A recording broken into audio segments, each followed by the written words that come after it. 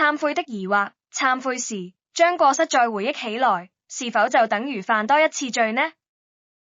相信不少善信都知道，如果你想業障減輕，是需要懺悔的。在佛教的說法裏，懺悔罪業確能令業障減輕。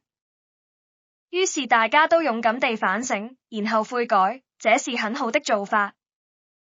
然而，有些人會疑惑，如果要反省，那就要將自己的過失再回憶起來，這樣的再想一次自己的惡行，是否已經在思想上再犯一次過錯呢？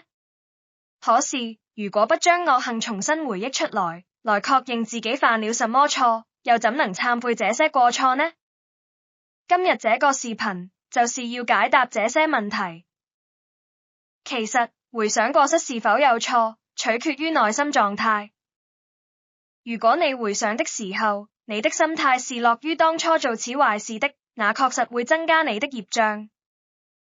例如你殺了人之後，如果你回想這件殺業時，你是充滿快感，認同殺了這個人真爽，又終於都如願報仇了，等等之如此類的心理的話，你真的在增加你的罪業。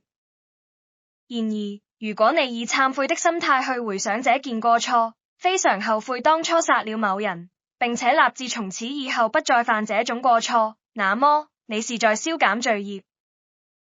所以，懺悔時重新回想或在佛像面前重新說出及承認自己所犯過失，是不會有問題的。最重要的是你是否在懺悔，是否承認自己所做的事是錯的，是否有慚愧心，和是否決心改過。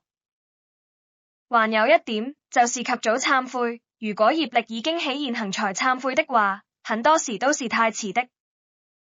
今集講到依度先，如果大家想共弘大道，分享這份功德，就不妨替這部影片給讚、訂閱，或者係在下面留言。只要你有咁樣做， YouTube 的演算法就會將這個頻道的影片推送給更多人，使更多人受惠。多謝。